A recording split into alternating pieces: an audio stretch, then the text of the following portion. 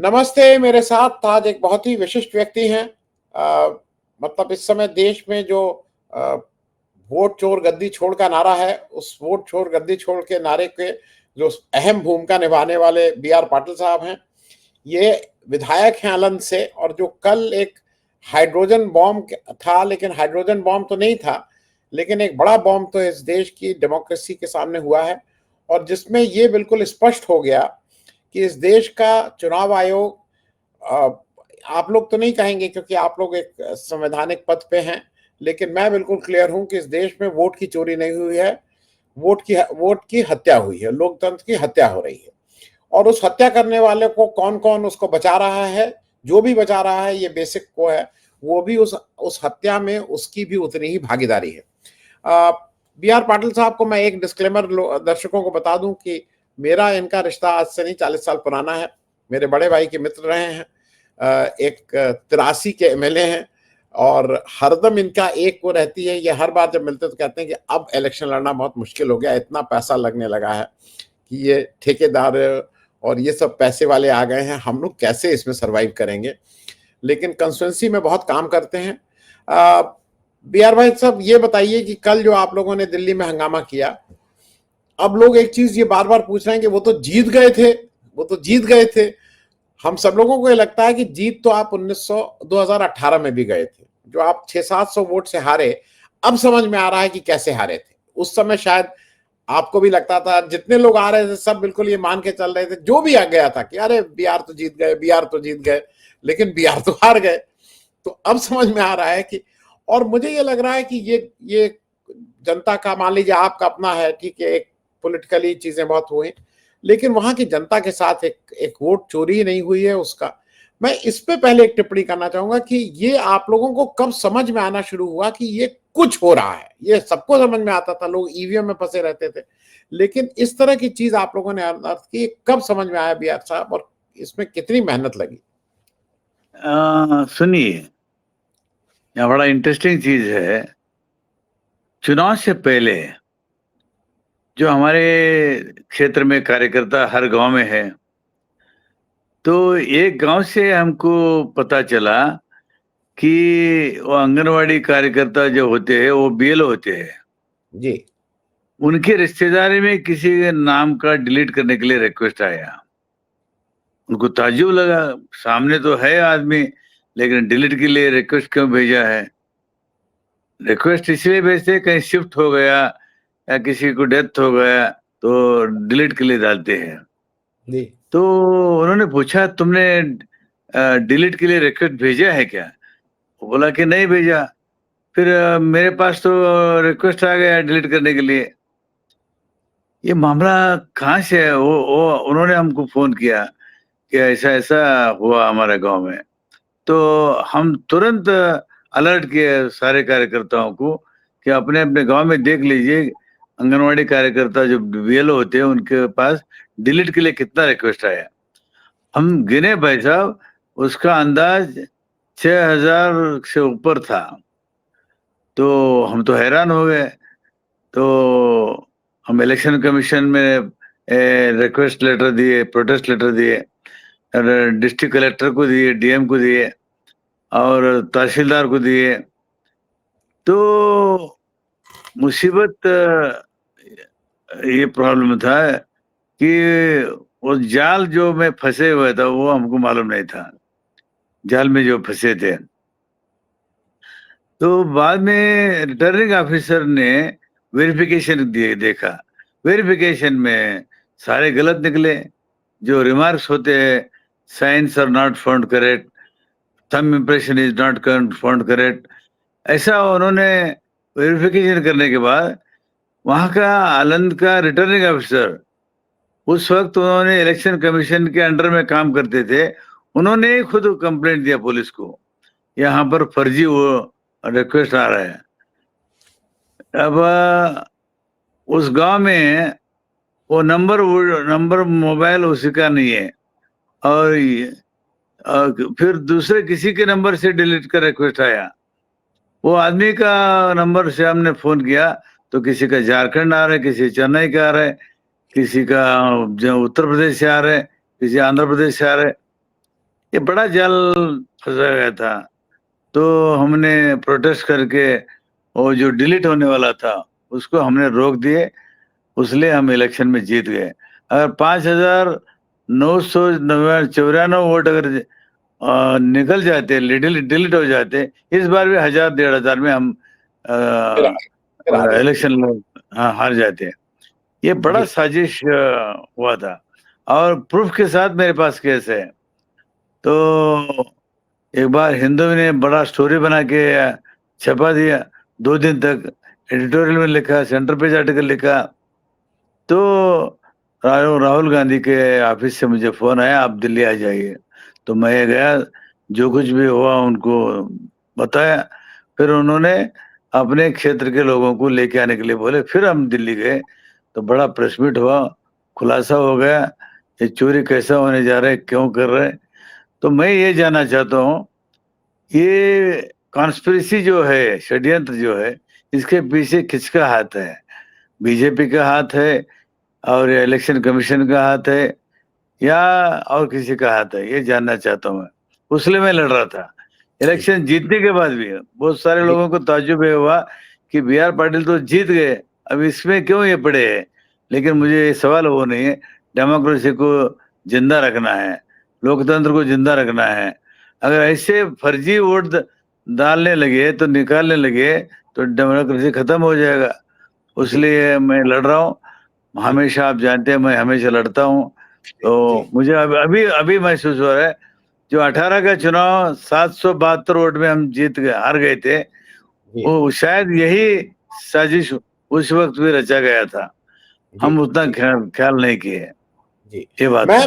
यार भाई साहब, मैं एक चीज और समझना चाहूंगा, क्योंकि हाँ, ये बहुत दिनों से कर रहे थे कॉन्स्पिरेसी। आज अगर कर्नाटक में आपकी सरकार नहीं होती कांग्रेस पार्टी की, तो शायद आपके लिए और मुश्किल हो जाता तब यहां तक पहुंचना, क्योंकि फिर तो आप उनको ला ही नहीं सकते थे। आज जो आप अपने लोगों को लाए, उनको इतना डर नहीं है। नहीं तो बाकी महाराष्ट्र में यही काम हुआ, हरियाणा में यही काम हुआ, लेकिन चूंकि आपकी सरकार नहीं, तो आप इसको कंक्लूड नहीं कर। मैं इस पे एक वो चाहूंगा, आपकी सरकार है इसलिए आप यहां तक पहुंच पाए। क्या ये भी एक बिल्कुल, सत्य है?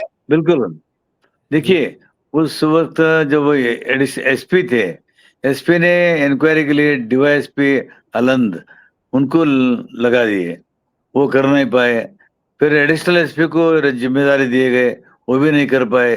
फिर सीओडी को हमने दिया। अब बोलो जैसे सरकार है इसलिए हम लड़ रहे हैं। तो जी, अगर सरकार नहीं रहता तो एसपी भी कोई बात नहीं सुनता था और उसी वक्त बी रिपोर्ट डाल के उसको क्लोज करते थे। लेकिन इलेक्शन कमीशन को सीएडी कर्नाटका 18 बार लेटर लिखा है, एक बार नहीं, 2 बार नहीं, 18 बार। आप हमको आईपी एड्रेस दीजिए, क्या क्या मटेरियल चाहिए उसको दे दीजिए। ये एपिक कार्ड तो सेम है, जो आज जिस आदमी का नाम से फोन गया है वो एपिक कार्ड है, लेकिन मोबाइल नंबर अलग है। जी, एक जी, ही आदमी के नाम से 12 12 14 14 रिक्वेस्ट भेजा गया। कोई जी, एक महिला है, बूढ़ी है, 63 साल के, जी, उनके नाम से 12 वोट डिलीट करने के लिए भेजा है। वो जानते भी नहीं कैसा मोबाइल ऑपरेट करना, जी, वो डिलीट करने का भी नहीं जानते, रिक्वेस्ट भेजने का भी नहीं जानते। ये बड़ा साजिश चल रहा है, उसमें से हम बच गए। अभी इसके लिए मैं लड़ रहा हूँ। राहुल गांधी इसको बहुत गंभीरता से लिए और 8 दिन का उनको मौका दिए कि आप जो मटेरियल देना था सीओडी को आप दे दीजिए, लेकिन नहीं देते तो आगे बैठ के फिर हम सोचेंगे क्या करना है। जी। बिहार भाई साहब, एक चीज और बताइए।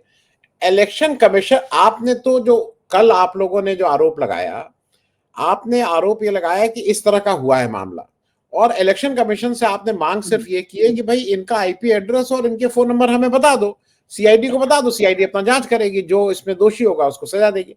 लेकिन बीजेपी क्यों उनके बचाव में है? बीजेपी का तो आपने नाम भी नहीं लिया, पूरी प्रेस कॉन्फ्रेंस में नहीं लिया, मैंने अभी तक नहीं सुना कि किसी ने कहा। बीजेपी को इससे क्या दिक्कत है? मैं ये जरा समझना चाह रहा हूँ। बीजेपी के ढेर सारे नेता लोगों ने इसका काउंटर किया, राहुल गांधी का। जी, उनका क्या लेना देना है? हम तो वही मैं। जी, कानूनी लड़ाई लड़ रहे हैं। जी, जी, जो इलेक्शन कमीशन के बारे में हम कमेंट करें, बीजेपी के बारे में नहीं करें, सरकार के बारे में नहीं करें। लेकिन आज भी, आज के अखबार में कम से कम 8-10 लोग बीजेपी लोग इसका काउंटर करे, तो जी, इससे मतलब होता है दाल में काला है, इनके पास है, दाल में जी, काला है। तो जी, चोरी करने का कोशिश किया गया, लेकिन हमने होने नहीं दिए। अगर चोरी हो जाता तो हम इलेक्शन हार जाते। अब चोरी तो मिल गया, चोर को ढूंढना है, कौन जी, चोर है इसमें। जी, मेरा जी, लड़ाई इसलिए है, इसके पीछे हाथ किसका है, कौन साजिश रचाया, क्यों रचाया, कौन है वो, इसके जानकारी मुझे मिलना है। जी। मैं भी यार भाई साहब एक बस एक प्रश्न करके खत्म करूंगा। एक नया चीज अभी सुप्रीम कोर्ट में देखा, आप इतने साल से चुनाव लड़ रहे हैं, मैं भी इस चुनाव प्रक्रिया में बहुत साल से हूं, मतलब मैं भी चुनाव का पार्ट रहा हूं बहुत साल तक। बीएलओ तो समझ में आता है भाई, बीएलओ एक ब्लॉक लेवल ऑफिसर होता है, जो कोई भी एक सरकारी उस पर काम कर रहा हो उसी को बनाते हैं, उसको एक एक्स्ट्रा पैसा 1,000 रुपए या 500 रुपए पर मंथ मिलते हैं, सुबह एक मामूली सा पैसा। एक नया टर्म आ गया है बीएलए, और ये बता रहा है सुप्रीम कोर्ट में भी हो रहा है कि बीएलए जो है वो इलेक्शन का, अरे पॉलिटिकल पार्टी का होगा। ये बीएलए नाम की कोई चीज नहीं होती भाई, उस दिन काउंटिंग एजेंट होता है, उससे पहले पोलिंग एजेंट होता है। ये बीएलए का एक नया टर्म बना के ये सारा कुछ रख रहे हैं कि पॉलिटिकल पार्टी का काम है वोटर बनाना। पॉलिटिकल पार्टी का काम वोटर बनाना नहीं है, ये काम इलेक्शन कमीशन का है। मैं इस पे एक टिप्पणी चाहूंगा, अपना काम पॉलिटिकल पार्टी के सिर पे थोप दे रहे हैं। देखिए, मैं 40 साल से इलेक्शन लड़ रहा हूँ, जी, 83 से आज तक। जी। ये बीएलए का नाम ही नहीं सुने थे हम लोग, हम और भी नहीं बोल। हम कभी सुने नहीं थे बीएलए के बारे में। पार्टी का एजेंट, पार्टी के एजेंट। तो और हाँ, को- बताइए। कोर्ट उनसे, नहीं नहीं बिहार भाई साहब, कोर्ट उनसे कह रहा है कि पॉलिटिकल पार्टीज क्या करनी है। अरे पॉलिटिकल पार्टीज का कहाँ काम है वोटर बनाना? वोटर बनाना इलेक्शन कमीशन का काम है। इसको जोर से हम्म कोई बोल ही नहीं रहा है। मतलब ये सारी बात सुप्रीम कोर्ट में जाके, या तो वो जो वकील रहते हैं उनको ग्राउंड रियलिटी नहीं पता है, उनको ऊपर का कॉन्स्टिट्यूशन पता है, लेकिन बीएलए नाम की कोई चीज नहीं है। और ये पॉलिटिकल पार्टी का काम नहीं है कि वो वोटर बनाए। वोटर बनाना बिल्कुल काम। सही है। हाँ हाँ, आपका जो आर्गुमेंट है वो बिल्कुल सही है। ये तो पॉलिटिकल इलेक्शन कमीशन का काम है, पॉलिटिकल पार्टी का काम नहीं। लेकिन हमको कहते हैं कि आप अपॉइंट करके उसका नाम भेजो। जी, जी, तो पहला नहीं था ये। और बिल्कुल दूसरी नहीं था। बात सुनिए, बड़ी जी, बड़ी इंटरेस्टिंग बात है कि ये 18 में चुनाव में मेरा चश्मा निकालना, मेरा टोपी निकालना, अरे मैं लोग मुझे जानते और पहचानते टोपी से और चश्मे से, दोनों निकाल के मैंने मेरा फोटो छपवा लिए। हार का उसमें भी एक रीजन हो ओहो, सकता है। जी, हाँ, जी, जी, अभी करुणानिधि को बगैर उनका गॉगल करुणानिधि को कोई नहीं पहचानते थे, और फारूक अब्दुल्ला को बगैर टोपी कोई नहीं पहचानते। हाँ, और जी, पूर्व राष्ट्रपति जो जाकिर हुसैन साहब थे, वो प्रणाम। उन्होंने भी गॉगल पहनते थे। अभी टोपी निकालो, टर्बन निकालो और चश्मा निकालो, वही फोटो ले लिया हमको। उसमें भी ये भी अजीब है, जो ड्रेस कोड है, लोग हमको पहचानते, वो उसी ड्रेस कोड पे फोटो नहीं लेते। टोपी जी, मैं उसके लिए हाईकोर्ट में दावा डाला, उस वक्त नंबर पे नहीं आया, फिर बाद में वही रह गया। बिहार भाई साहब, एक एक अंतिम प्रश्न और। मेरी जानकारी में आप अंग्रेजी बोल लेते हैं, हिंदी बोल लेते हैं, जी कन्नड़ जी। बोल लेते हैं, मराठी बोल लेते हैं, 4 भाषाएं तो हाँ मैं जानता हूँ आप बोल लेते हैं। जी। मुझे ऐसा लगता है कि ये थोड़ी आपकी जिम्मेदारी ये भी है, क्योंकि आपके सब प्रदेशों में आपके दोस्त हैं, थोड़ा आपको भी घूम के ये जो हुआ है, ये इसकी थोड़ा आपको भी लोगों को जानकारी देनी चाहिए, क्योंकि आप जब बोलते हैं तो ये आपके साथ हो गया था। आपको इन्होंने वोट चोरी करके आपको एक बार एमएलए बनने से, आप कई बार एमएलए बने, लेकिन 22 आपका 18 का जीता हुआ चुनाव इन्होंने आपको हरवा दिया। तो आपको भी हम्म थोड़ा, मुझे लगता है कि देश में थोड़ा घूमना चाहिए और इस बात को थोड़ा बताना चाहिए कि अब क्या है। देखिए, ये मेरा अकेले का काम नहीं है। मैं एज ए मॉरल रिस्पॉन्सिबिलिटी मेरे ऊपर है, लेकिन कांग्रेस एक बड़ी पार्टी है। वो कांग्रेस ग्रास रूट लेवल तक उनका वर्कर है, नेता लोग है। अगर कांग्रेस इसको उठा के एक मुहिम चलाए तो ज्यादा फायदा होगा देश के लिए। जी, डेमोक्रेसी को जिंदा रखने के लिए लड़ना है, और लोकतंत्र को जिंदा रखने के लिए लड़ना है, अपने लिए लड़ना है। ये जी, बदमाशी करके जो 25-30 लोगों का ऐसा मैनेज किए गए, तो सरकार ला भी सकते हैं, सरकार गिरा भी सकते हैं। अभी जी, देखिए, अभी यहाँ कर्नाटक में हमने देखा जो मार्जिनली पिछले चुनाव में हारे थे, मार्जिनली जीते थे, उन्हीं का केस इन्होंने किया है। बाकी बड़े बड़े मार्जिन पे जो जीता उनका नहीं किया। जो छोटे मार्जिन पे हारे थे, छोटे मार्जिन पे अगर 5,994 वोट डिलीट हो जाता तो मैं 1,000-1,500 में मैं भी हार जाता। ये बड़ा खतरनाक चीज है। इलेक्शन कमीशन अभी इलेक्शन कमीशन का जो रिस्पांस आया, काउंटर आया, वो बीजेपी ऑफिस के काउंटर के जैसा है। वो एक ऑफिशियल काउंटर में है। अरे भाई, आप एक इलेक्शन इंडिपेंडेंट इंस्टीट्यूशन है, आप सही बोलो, सच बोलो और ठीक तरीके से बोलो। Rahul Gandhi allegations are baseless, truth कोई सत्य नहीं है उसमें, ऐसा ठुकरा के बोल दिए। अरे हम ये कह रहे, आपका इलेक्शन कमीशन का जो अधिकारी रिटर्निंग ऑफिसर थे, उन्होंने ही कंप्लेंट दिया है और उसका इंक्वायरी हो रहा है। उनका इंक्वायरी के लिए उनको मटेरियल सपोर्ट नहीं कर रहे आप, आईपी पैड का आप कर दीजिए ना, तो इंक्वायरी होगा साइबर क्राइम का। अभी ये कहाँ से फोन आया, कहाँ से जनरेटर हुआ, या किसी कॉल सेंटर से हुआ, क्या किसी लैपटॉप से हुआ, ये पता चलने के लिए तो ये साइबर क्राइम का मामला है। जब तक आप मटेरियल नहीं देंगे तो इंक्वायरी कैसे होगा? उन्हें कर्नाटक का स्टेट रिटर्निंग ऑफिसर ने कह दिया सारा रिक्वायरमेंट जो इंफॉर्मेशन थे हमने भेज दिए तो फिर 18 लेटर सीआईडी क्यों लिखते थे सेंट्रल इलेक्शन कमीशन को? जी ये यहाँ पर फंस गए सर। जी मैं बीआर भाई साहब, एक स्टोरी चल रही है और ये कई जगह स्टोरी चल रही है, कोई ऐसा नहीं, उसपे तो ये तक बात चल रही है कि जैसे पेगासस था उसी तरह से इजरायली एक एजेंसी ने ये काम ठेके पे लिया है, उसको ठेका दिया गया है इलेक्शन, कुछ नेताओं को इलेक्शन हरवाने का। अब जरूरी यह है कि किसने उनको ठेका दिया ये पता करना जरूरी है, क्योंकि अगर ठेका वो आज इलेक्शन हरवाने का दे सकते हैं तो बहुत से ठेके और भी दे सकते हैं इस देश में। तो ये मेरे ख्याल में एक लार्जर कॉन्स्पिरेसी का एक हिस्सा है जो आप लोगों ने उजागर किया है। मेरा आपसे आग्रह है कि थोड़ा आप लोग भाई सुरक्षित रहिए, क्योंकि ये सरकार कुछ भी कर सकती है।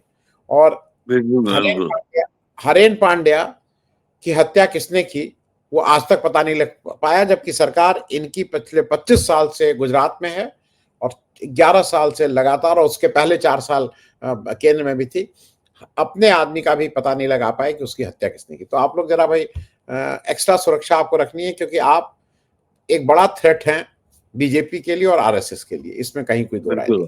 बिल्कुल। बहुत बहुत शुभकामनाएं बीआर भाई साहब, और उम्मीद है कि अंत में सत्य की विजय होगी। थैंक यू सो मच, बहुत बहुत धन्यवाद।